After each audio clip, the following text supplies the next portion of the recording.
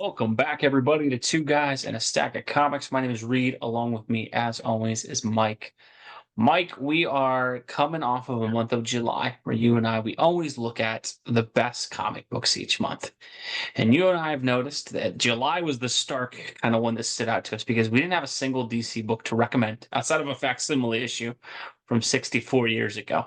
Yeah. But we've noticed throughout the year, while there have been some gems, Batman First Night and some different things like that, DC, even for me and you, as hardcore DC Comics fans who we like Marvel, but we are much more DC, it is harder and harder to see DC as an elite comic publisher. And that at this point, they are closer to being an indie publisher than they are actually being competition for Marvel. And that if you really remove Batman, it's amazing how much that table falls out from DC. And so what we wanted to do is just over the next couple of videos talk about how we think that happened. How did DC go from, the preeminent publisher of comic book superheroes, the one that was the trendsetter as far as the movies getting their heroes to screen first, having all of that happen, where they've had so many successes in video games and animated series and all this stuff, and yet they have just absolutely fallen behind Marvel. And so, Mike, you have talked about this for years. I know you've said that, to you, what really makes DC someone that you feel is struggling is because they always seem to be chasing Marvel. So for you, what do you think it is that really makes DC fall so far behind Marvel right now? Well, it's just yeah, they're chasing Marvel. It used to be back in the old days, like you said, they were the juggernaut, right? They were the only game in town. Everybody was all the other publishers were small, and you would probably equate them to the indie publishers today versus Marvel. Um, but DC was the head of that all through the 40s, through the 50s, and into the 60s. Marvel was always chasing DC. They were the number one, the big dog in town. They had all the hits that in the 60s when they brought back the superheroes after a 5, 6 year hiatus. Some say 10 years for some characters, when all the heroes that era of comic books ended, towards the end of the 40s and at the beginning of the 50s. um, Publishers were struggling to catch up to DC, and Marvel was one of those companies that was always trying to chase DC. All the other publishers were. When DC made the pivot to go back into the superhero business, for those of you who don't know, I mean, superheroes were just out of comics pretty much, except for Superman, Batman, and Wonder Woman. Those were the only three that survived the 1940s. And when DC had the genius idea to bring back the Flash, a 1940s character, but totally redesign him, that inspired kids to start buying superhero comics again. And they had hit after hit in the early 60s and the late 50s. Green Lantern, the Atom came back. They brought back everybody that they could. And then they created the Justice League. And that's what inspired Marvel to kick it into gear and try to get back on board with this superhero thing. They had been publishing Westerns, romance, science fiction, whatever the trend was, Marvel was copying and chasing. And now we have DC doing the same thing with Marvel. Sometime in between 65 and 68, Marvel really pulled ahead and started rivaling and then surpassing DC in sales. And that had never really happened before. So they definitely caught up and passed them.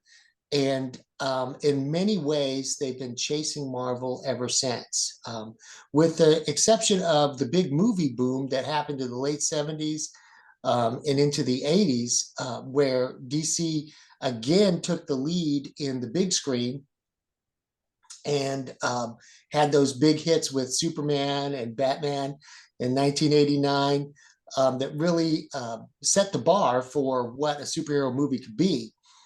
And but the last 20 years, it's just been Marvel hit after Marvel hit. And don't get me wrong, those movies are great. We love them for a reason, right, Reed? Yep. But the movies, they were chasing Marvel with movies, tried to, rearrange their characters, fit their plots to match Marvel. In a lot of ways, they were doing that in the comics as well. So, chasing rather than trend setting is definitely the game that DC's been playing, and Marvel's got all the steam. They're always one step ahead because they took those bold steps and went there. Yeah, I think it's so interesting when you look at how ahead DC was in so many things, and then they've kind of thrown away their lead in almost everything. You look at from a comic book standpoint, what's interesting is, Marvel, even though Marvel's a lot younger than DC, Marvel recognized a little bit earlier that they needed a creative reset. And so that's where you saw in the early 2000s, you had the Ultimate comic books with Spider-Man and Ultimate X-Men, the first round of the Ultimate Universe, that really rejuvenated Marvel and brought them back in a little bit and started bringing fans back to the shop. And then, DC tried to do something like that with the New 52, but The even new that they 52. couldn't.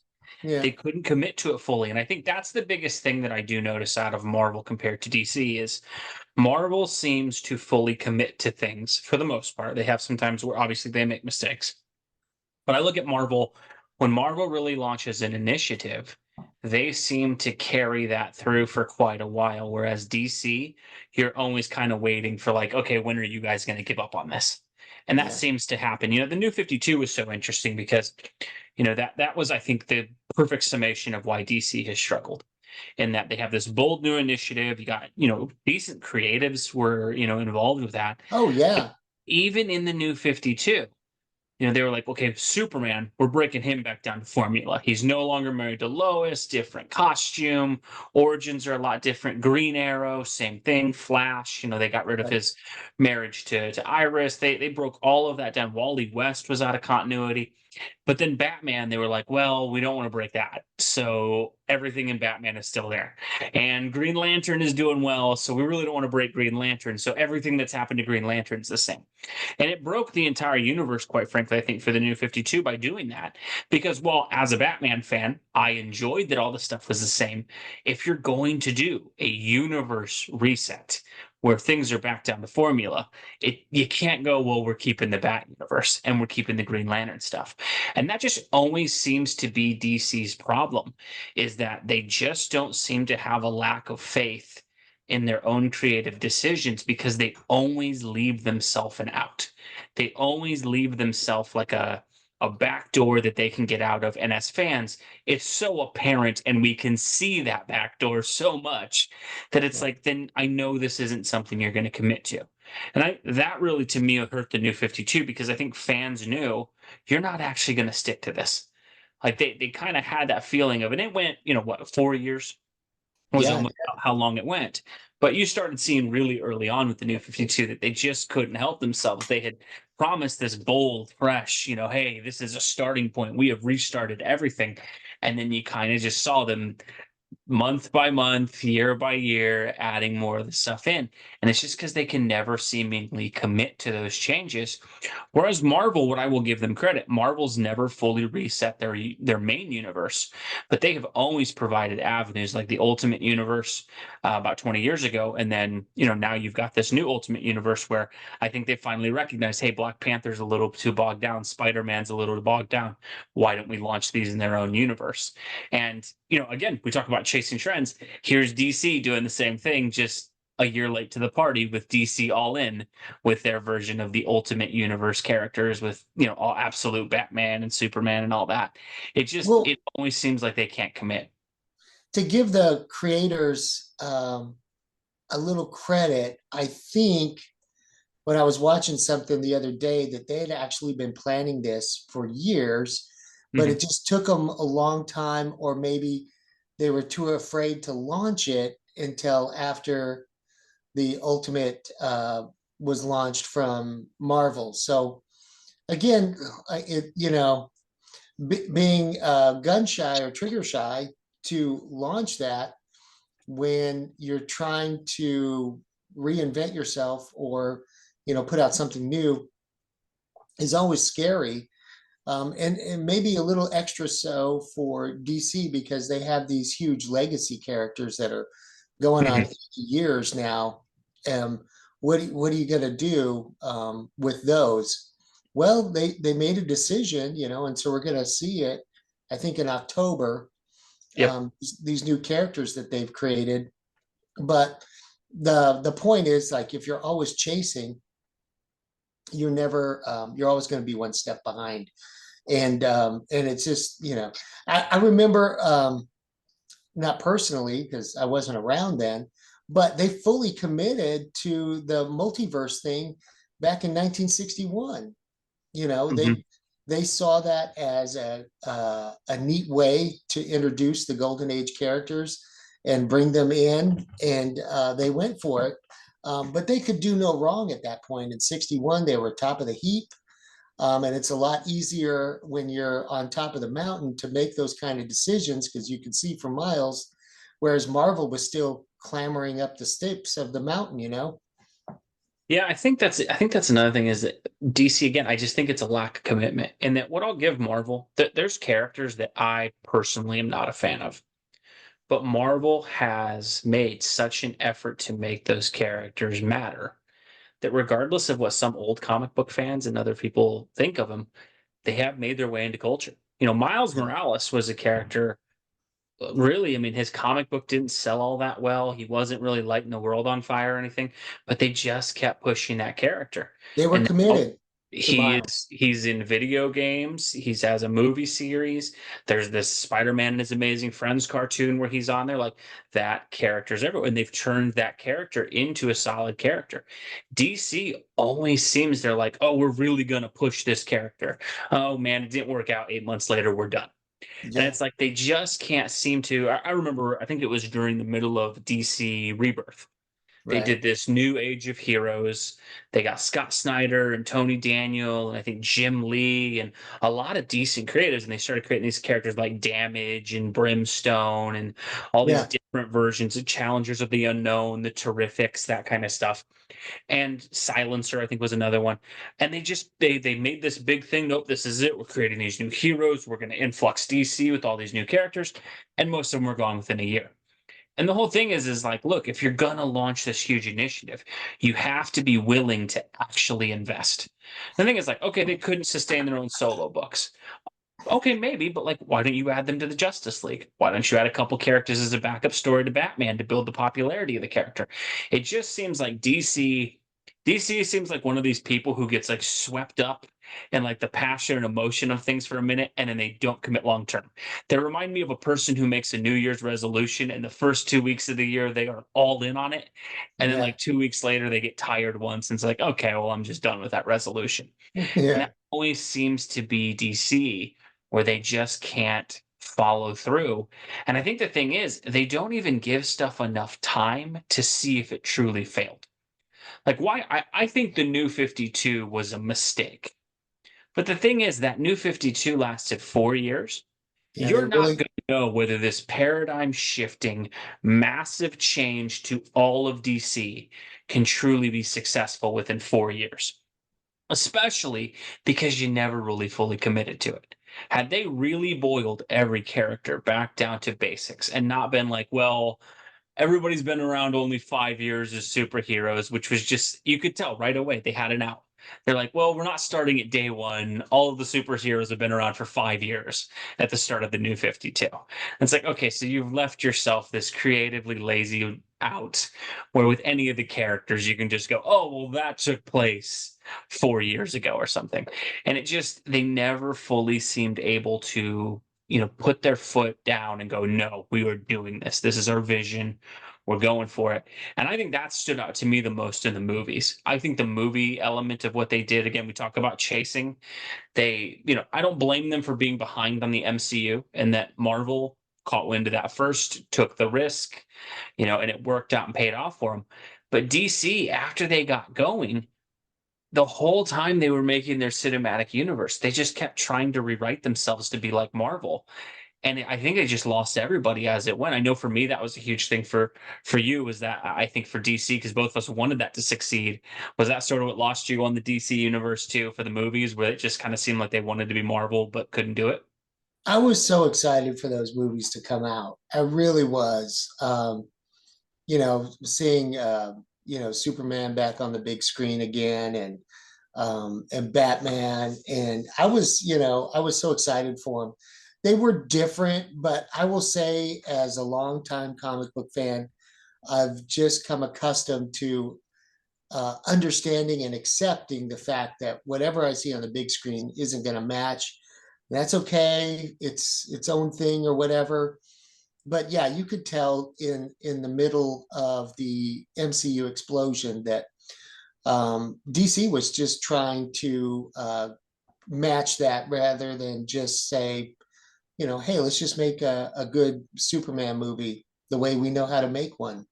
The problem is that, I think they had too many probably hands in the pot or whatever you want to say, trying to manipulate it this way or that way to make it more appealing. Who knows what goes on in the background, all the demographics, and when there's that much money involved, you got people in there saying, well, we should change this because demographic B will, and all that kind of stuff.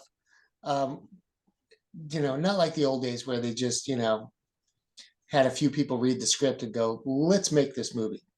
Well, I think the DCEU to me that just symbolizes what I think. I think the DCEU is the greatest summation of DC Comics totally. In that, what was so interesting with the DCEU is for all the crap they get now, Man of Steel and Batman versus Superman both made pretty good money at the box office. And again, when you go back and look at those, that's 2016.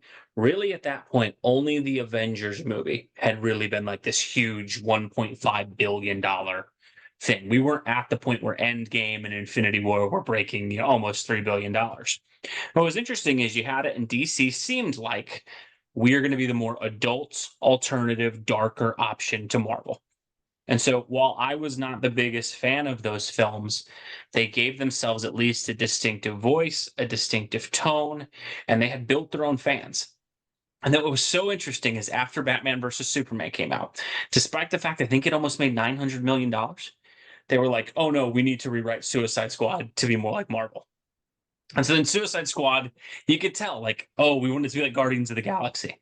And so they threw a bunch of soundtrack, stuff in there to make it sound like a Guardians movie and injected a bunch of humor. And you got this Frankenstein's monster of an awful film where you could tell like someone had made this very serious drama and then someone came in and threw like Saturday Night Live type comic book jokes in there. And they just kept chasing after that. Justice League was the same thing. Like they committed to Snyder, said he could do his thing, and then you look at the end result of the Snyder Cut, which was a significantly better movie than the Justice League they launched in theaters, where you could tell they're like, oh man, people like jokes. We should make the movie funnier. But it doesn't fit for the characters. It was just like you could just tell everything was this reactionary thing to Marvel. And what was so interesting is over the 10 years that DC did, the only thing that they didn't copy Marvel on was the thing that would have made them successful. And that when you look at it, Superman, one film. Henry Cavill got one Superman movie in 10 years. Yeah. 10 years, one Yeah. film. They never made a solo Batman movie in the DCEU. That is insane that you would have a decade and you have Superman and Batman, and combined they got one solo movie. Yet they made two Suicide Squad movies, two Aquaman films, two Shazam movies. Like it just DC always wants to copy Marvel, but then like at the same time they won't do like if you're gonna copy Marvel, just copy. Like just actually commit to it and just admit you're gonna copy. They always seem like half-heartedly let's chase them, but then try not to. And I think it just so frequently blows up in their face. And it's just really sad as DC fans because we keep seeing this over and over and over. I think the other thing, and I'll be interested because you're a little more versed on the history of comics than I am. Do you think that Marvel passing DC is simply a result of just the creative genius of Lee, Kirby, and Ditko and Roy Thomas and that kind of writer's room that Marvel had? Or do you think it was just Marvel created a product DC couldn't keep up with? Or do you think DC kind of lost it on their own? Well, it's a combination of things. There's no denying the talent that was in the bullpen for Marvel. That was amazing. And when they were left to their own devices, they were just swimming their way through in the 60s. And they were fortunate enough to have these powerhouses of creative talent just cranking this stuff out. But you got to remember in the 60s, nobody ever thought that. Nobody ever thought that comics were anything. These artists were in both places were just struggling to get a paycheck. I forget what the page rate was, but it was a struggle for them for sure. They were not rich. They were creating these amazing characters that we love today in a way that people didn't love back then.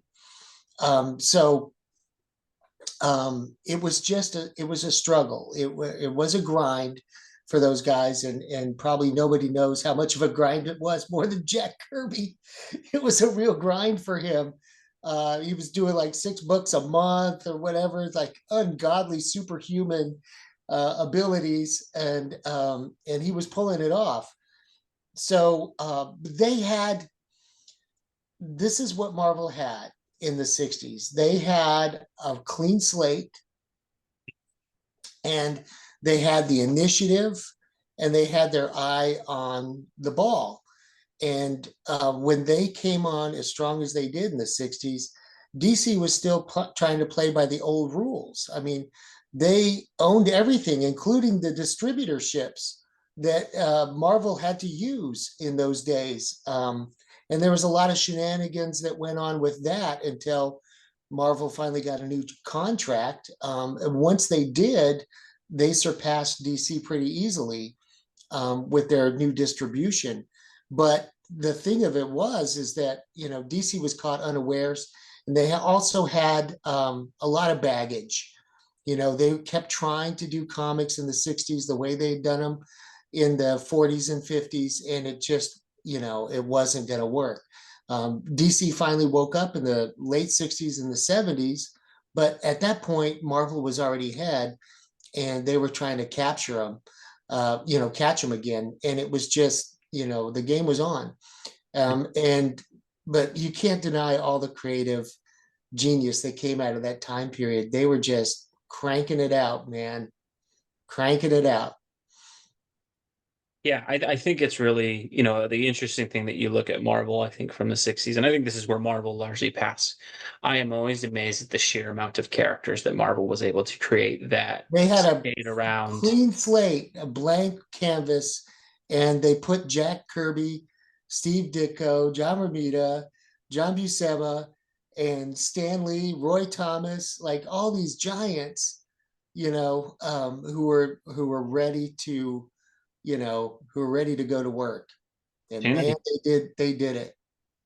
Yeah, it's just sad. I think that's the biggest thing that's happened is culturally Marvel. I mean, I always go through the spectrum of like folks who are not comic book fans, and I'm always amazed that like my mom when she babysits my toddler, she'll read these superhero books to him, and I'm always amazed she can flip through the little Marvel books he has, and she knows Man and Thor, and some of these B and C tier list Marvel characters, She and probably knows their aliases too. yeah, Oh, she that's flips Peter open the DC Parker. book. Once you get past Batman, Superman, Wonder Woman, and Robin, it gets kind of rough of like, don't know that one. And again, for us comic book fans, we know it, but I think that's the biggest thing that Marvel has right now is the public awareness of, what, 25, 30 Marvel characters at least, down to the fact that you can have, Deadpool and Wolverine, characters who were created a good 30, 40 years after this comic book boom and all that happened. And they are more successful and more well known than a lot of these characters. It's sad to see what's happened as DC fans. And again, we love Marvel, nothing against Marvel. Incredibly grateful for Lee and Kirby and all the great characters they created. But as DC Comics fans, for you and me, it's just hard to see them fall So so now the far big behind the curve. the big question is, if I put you in charge of DC Comics, Reed, what would you do to fix it? And do expound on that a little bit. So for me, I think the biggest thing DC does, and we'll probably do, I think we're going to do a couple more videos to get into specifics of how this, but I think to just kind of go with some initial bullet points. I think, and we'll probably do a whole video on it. Superman is the key to me getting DC back online. I think the fact that you have probably the most recognizable superhero icon in the world, what in Superman, that S shield is known. I think it's the third most known symbol behind like the cross and the McDonald's And golden arches across the world. I think right. they if you can get Superman right and really create that character to be the paragon that he should be, I think that opens up so much because you need that yin and yang to Batman because that's the one character they've got going right now is that. So I think Superman's a huge factor of it.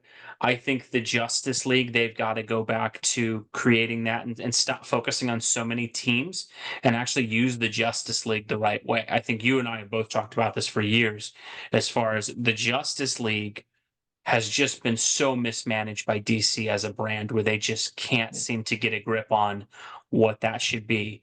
And so I think those two things, I think those are the primary things. If you can get a Superman back to where he should be, Justice League back to where it should be.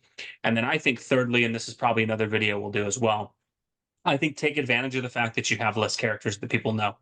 Marvel's biggest disadvantage is that they have so many characters that are so popular that I think you don't have enough good creatives in the space right now to really take advantage of all of them. And so that's where you see them kind of have way too many books. Yeah. Whereas DC, really, there's about 8 or 9 heroes in DC that are very good and on solid footing. I think if DC would let go of some of these side characters and really focus in on, okay, we can make Batman, Superman, Wonder Woman, Green Lantern, Flash, Aquaman, Nightwing, we can get these 6 or 7 characters really strong. I think you could take advantage of the fact that you're smaller. And we'll probably talk about that a little bit in individual videos themselves. But I think those are the 3 things that if you put me in charge, I would really try to focus in on those 3. And I think you could. You're never going to catch Marvel, I don't think. But I think if you could get those on solid footing, they'd be quite good. Very good. But let us know what you guys think below. Do you think, what do you think caused DC to fall so far behind? If you're a Marvel fan, what is it about DC that has kind of turned you off to where it's a brand you haven't got behind? If you're a DC fan, what would get you re-engaged in a way to start reading the characters again? We always like seeing what you guys think below. We're going to do a couple parts on this. I think the next one, Mike, we are due to deep dive into Superman as a character, talk about where we think DC Yep. has mismanaged that character, some trends that have happened that really, really bug you and me as fans of the character, and how they might be able to turn that around. But as always, folks, thank you so much for watching. We will catch you in our next video. God bless you. Thanks, everybody.